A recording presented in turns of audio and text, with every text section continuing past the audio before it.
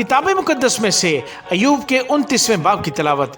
और अय्यूब फिर अपनी मिसल लाकर कहने लगा, काश कि मैं ऐसा होता जैसा गुज़श्ता महीनों में, यानी जैसा उन दिनों में जब खुदा मेरी हिफाजत करता था, जब उसका चिराग मेरे सर पर रोशन रहता था और मैं अंधेरे में उसके नूर के ज़रिए से चलता था, जैसा मैं अपनी बरूमंदी के अयाम में था, जब खुदा की खुशनुदी मेरे डेरे पर थी, जब कादर मुतलक हनूज मेरे साथ था और मेरे बच्चे मेरे साथ थे, जब मेरे कदम मक्खन से धुलते थे और चट्टान मेरे लिए तेल की नदियां बहाती थी, जब मैं शहर के फाटक पर जाता और अपने लिए चौक में बैठक तैयार करता था, तो जवान मुझे देखते और छिप जाते और उम्र रसीदा लोग उठ खड़े होते थे, उम्रा बोलना बंद कर देते और अपना हाथ अपने मुंह पर रख लेते थे।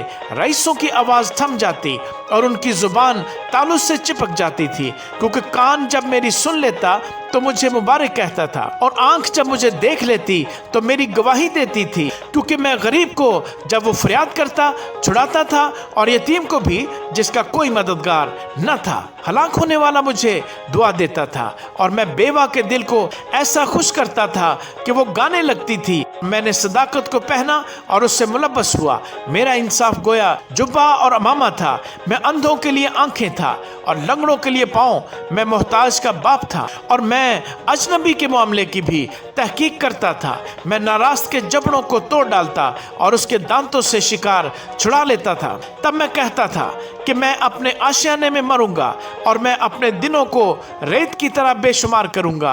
मेरी जड़ें पानी तक फैल गई हैं और रात भर औस मेरी शाखों पर रहती है। मेरी शौकत मुझ में ताज़ा है और मेरी कमान मेरे हाथ में नई की जाती है। लोग मेरी तरफ कान लगाते और मुंतज़र रहते और मेरी मशवरत के लिए खामोश हो जाते थे।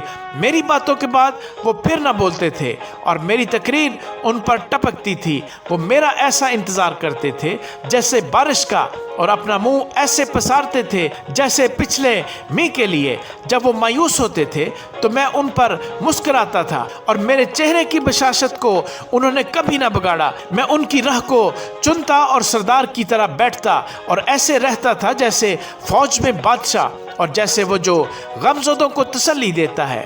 आमीन।